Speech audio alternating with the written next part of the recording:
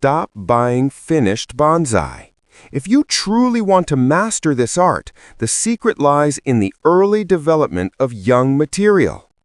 That seemingly insignificant sapling, that nursery stock tree, is your blank canvas for creating a masterpiece with a thick trunk, beautiful taper, and a strong root base. Qualities you simply can't buy pre-made. This is the stage where you set the foundation for a truly ancient-looking tree. And in this comprehensive tutorial, we're going to dive deep into the techniques that transform raw material into world-class bonsai. The 4 pillars of early bonsai development. The journey of developing young bonsai material is driven by 4 key areas: trunk development, Nebari or root flare creation, primary branch structure, and potting strategy. Rushing through this stage is the biggest mistake a beginner can make. Patience and deliberate growth are your most valuable tools here. 1. Trunk development, the quest for girth and taper. The trunk is the heart of your bonsai. In young material, whether from seed, cutting, or nursery stock, the trunk is often too thin and straight. Our goal is to rapidly increase its girth while introducing natural-looking taper, the gradual thinning from base to apex, and movement. Sacrifice branches. This is the most crucial technique. Allow a dedicated branch, usually the main leader, to grow freely for 1 or 2 full seasons without trimming, often out of the pot. This branch acts as a sacrifice, pulling massive energy and growth hormones up the trunk, rapidly increasing its diameter. Once the trunk reaches the desired thickness at that point, you make a drastic trunk chop. This chop, made just above a well-placed lower branch or bud, is what creates a dramatic trunk taper transition. Wiring for movement. Before letting the tree grow wild, apply a heavy gauge of anodized aluminum wire to the trunk. Gently bend the trunk to introduce subtle curves and movement. Do this while the trunk is young and flexible. If you let it grow straight, it will look unnatural and stiff when miniaturized. Number 2, Nebari development, the foundation of age. A strong radial surface root system, known as the Nebari, is essential for an aged look and the structural stability of your bonsai. We start developing this from day 1. The Radial Root Cut. When you first acquire your young material, if the roots are coarse, coiled, or descending, you must perform a radical root prune. Cut the taproot and any major downward growing roots. The goal is to encourage a flat, radial spread of fine roots horizontally from the base of the trunk. Root spreading. After pruning, gently spread the remaining roots out like spokes on a wheel and secure them over a flat surface or a piece of tile or slate placed in a large growing container or pond basket.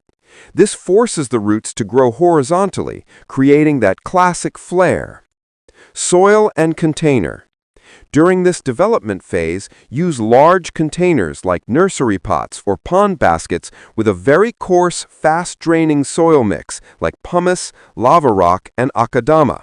This encourages vigorous root growth and prevents root rot while you focus on thickening the trunk. 3. Primary branch structure, setting the framework. The primary branches define the silhouette and style of your future bonsai. Their placement and taper must be established early. Directional pruning. For deciduous trees, allow side branches to extend and thicken, but prune back to an outward-facing bud or side branch once they've achieved sufficient girth. This is known as the clip-and-grow method, which gradually builds taper and complexity into the branches. Wiring primary branches. Just like the trunk, primary branches should be wired early to introduce movement. Angle the lower branches slightly downward to give the impression of weight and age, while upper branches can be more horizontal or slightly upward. Branch placement strategy. The classical rule for branch placement is often to have the first branch starting at roughly 1/3 of the trunk's height, with branches placed alternately left-right and a crucial back branch to provide depth and three-dimensionality. 4. Potting strategy, the growth engine. For young material, you must prioritize growth over aesthetics. The small, shallow ceramic bonsai pot is the final destination. During the development phase, use large containers, pond baskets, or large growers. These maximize the volume of well-aerated soil and allow the roots and trunk to grow quickly. The rough sides of a pond basket also naturally prune the roots as they reach the edge, encouraging dense, fine root growth, ramification, closer to the trunk. Fertilization.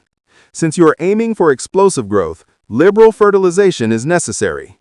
Use a high-nitrogen, slow-release organic fertilizer throughout the main growing season to fuel the sacrifice branches and thicken the trunk. Range of development timeline, a multi-year commitment. Understand that these techniques are not a one-time fix. Developing great bonsai material is a multi-year commitment. Year 1 to 2. Focus entirely on trunk girth and movement. Let sacrifice growth run wild, wire the main trunk, and establish the Nebari in a large container. Year 3 to 4, perform the trunk chop to set the final height and taper. Begin developing the primary branches using clip and grow or wiring techniques, still in a large container. Year 5 plus, once the trunk and main branches have sufficient girth, you can begin the refinement stage. This is where you transition the tree to a smaller training pot and focus on secondary branching, ramification, and fine-tuning the design. By following these principles, you are not just waiting for a tree to grow, you are actively engineering a living sculpture. The effort you put into the early development of this young material will be visible for decades, creating a bonsai that is uniquely yours and truly captures the essence of age and natural beauty. Now, let's get our hands dirty and start creating the future masterpieces of your collection.